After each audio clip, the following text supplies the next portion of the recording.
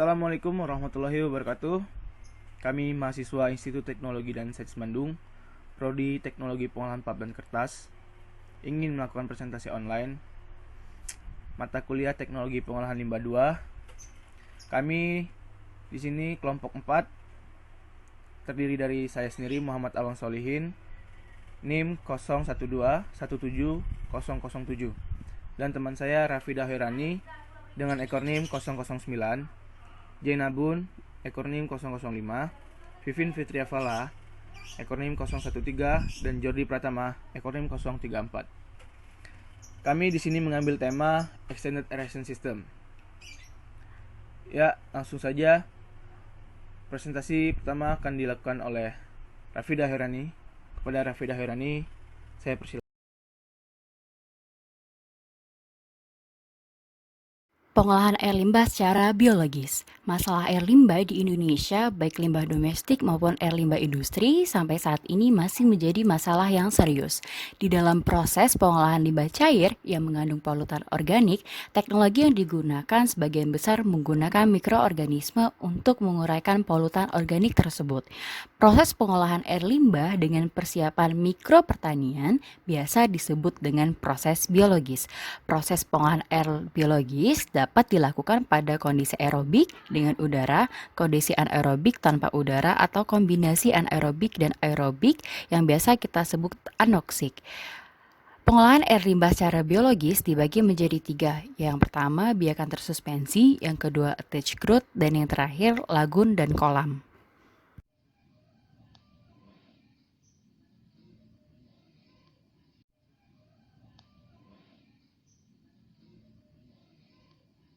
Baik, kita akan masuk ke suspended growth. Proses biologi dengan biakan tersuspensi adalah sistem pengolahan dengan menggunakan mikroorganisme untuk menguraikan komposisi polutan yang ada di udara, dan mikroorganisme yang digunakan dibiarkan secara lengkap di dalam suatu reaktor. Beberapa contoh proses pengolahan dengan sistem ini antara lain proses lumpur aktif standar atau konvensional atau lumpur aktif standar, aerasi langkah, stabilisasi kontak, aerasi diperpanjang, parit oksidasi atau parit oksidasi sistem, dan masih banyak lainnya.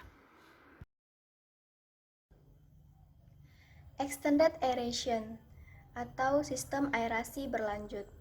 Sistem ini digunakan untuk pengolahan air limbah sistem paket, juga merupakan salah satu sistem biologi yang umum digunakan untuk pengolahan air limbah domestik karena fungsionalitas dan kesederhanaannya.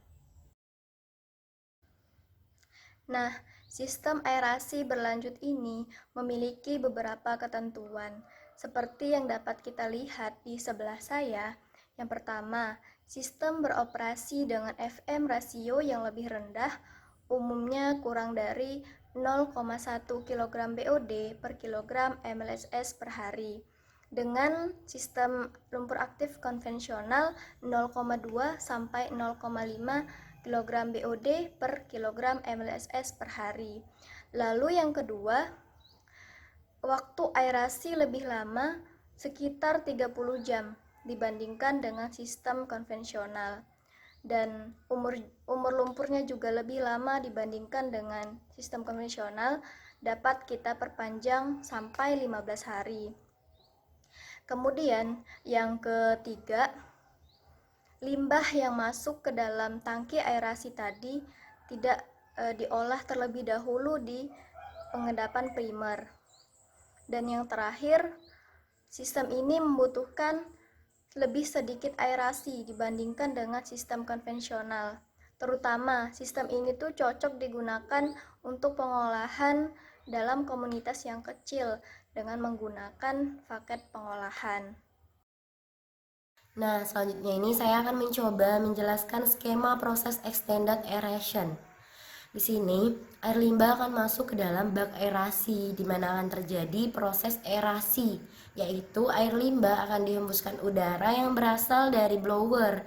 Udara ini akan membantu si mikroorganisme untuk menguraikan zat organik yang ada pada limbah. Nah, selanjutnya dari bak aerasi ini, air limbah akan diteruskan menuju ke clarifier atau bak pengendapan. Di dalam bak pengendapan ini, air limbah yang masih mengandung mikroorganisme akan diresirkulasi kembali ke bak aerasi, dan untuk lumpurnya atau sludge itu akan dilanjutkan di tahap pengolahan sludge, dan kemudian air limbah olahan itu akan keluar menuju ke bak penampungan air limbah atau effluentnya.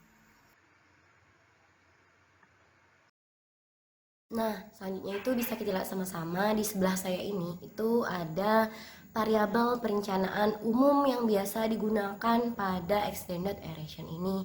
Yang pertama itu ada beban BOD, kemudian ada MLSS, kemudian ada MPSS, selanjutnya ada VM rasio, ada HRT, kemudian ada rasio sirkulasi lumpur, dan yang terakhir itu ada umur lumpur.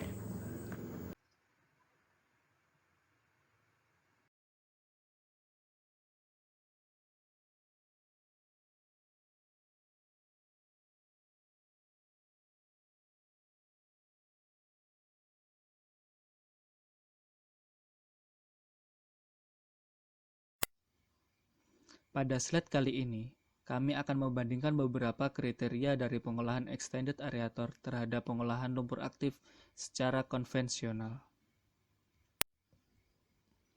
Yang pertama, bisa dilihat, gambar pada slide menunjukkan sistem extended aerator beroperasi dengan F per M 0,03 sampai 0,05 kg BOD per kilogram MLSS setiap harinya. Sedangkan dalam sistem konvensional beroperasi dengan F per M 0,2 sampai 0,4 kg BOD per kilogram MLSS setiap harinya. Dalam nilai rasio antara makanan terhadap mikroorganisme lebih sedikit, sehingga penguraian bahan organik dalam air limbah menjadi lebih efisien.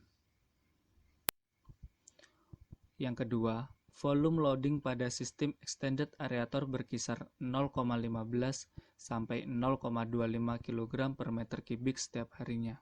Sedangkan dalam sistem konvensional berkisar 0,3 sampai 0,8 kg per meter kubik setiap harinya.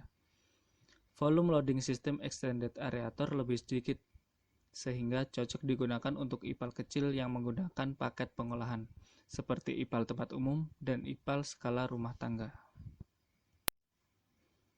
Ketiga, nilai MLSS pada sistem extended aerator mencapai 3.000 sampai 6.000 mg per liter. Sedangkan dalam sistem konvensional hanya mencapai 1.500 sampai 2.000 mg per liter. Tingginya nilai MLSS akan menyebabkan air limbah menjadi keruh, sehingga jika diendapkan akan menghasilkan lumpur yang lebih banyak. Keempat, umur sludge. Pada sistem extended aerator, sludge berumur 15-30 hari. Sedangkan dalam sistem konvensional tidak tertera. Akan tetapi secara umum, umur lumpur berkisar 3-15 hari. Semakin lama umur lumpur, kinerja lumpur akan semakin berkurang. Kelima, kebutuhan udara pada sistem extended aerator lebih dari 15, sedangkan dalam konvensional antara 3-7. Suplai udara pada extended aerator bersifat berlanjut, sehingga kandungan oksigen dalam bak aerasi sangat banyak. Keenam, waktu aerasi pada sistem extended aerator antara 16-24 jam, sedangkan dalam konvensional hanya 6-8 jam. Waktu aerasi lebih lama atau lebih panjang membuat pasokan oksigen lebih sempurna, sehingga mikroorganisme dapat berkembang dengan optimal. 7. Rasio sirkulasi lumpur pada sistem extended aerator berkisar 50-150%, sedangkan dalam konvensional berkisar 20-40%. Rasio sirkulasi lumpur yang bernilai besar juga menyebabkan nilai MLSS meningkat. 8. Efisiensi pengolahan di sini dihitung berdasarkan kriteria yang diinginkan. Oleh karena itu, sistem extended aerator memiliki nilai efisiensi pengolahan antara 75-85%. Sedangkan sistem konvensional memiliki nilai efisiensi pengolahan antara 85-95%.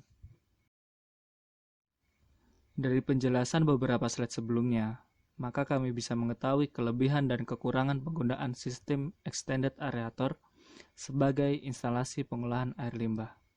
Untuk kelebihannya yang pertama, sudah banyak dikenal dan digunakan. Pada umumnya, digunakan untuk kapasitas kecil sampai besar. Yang kedua, diterapkan dalam pengolahan air limbah dengan konsentrasi BOD dan COD rendah pada temperatur 5-30 derajat Celcius, sehingga mampu menanggulangi loading fluctuation. Yang ketiga, effluent dapat langsung dibuang ke badan penerima, seperti sungai. Untuk kekurangannya sendiri, yang pertama, area yang dibutuhkan cukup luas. Yang kedua, penggunaan energi lebih tinggi karena menggunakan aerator. Yang ketiga, banyak menghasilkan lumpur. Ya, itu tadi presentasi dari kami. Maaf apabila banyak kekurangan penyampaian, kekurangan materi. Kami mohon maaf. Dan apabila ada yang bingung atau yang ingin bertanya, boleh bertanya di komentar. Yang ingin ngasih saran, boleh juga. Kami ucapkan terima kasih. Sekian dari kami. Wassalamualaikum warahmatullahi wabarakatuh.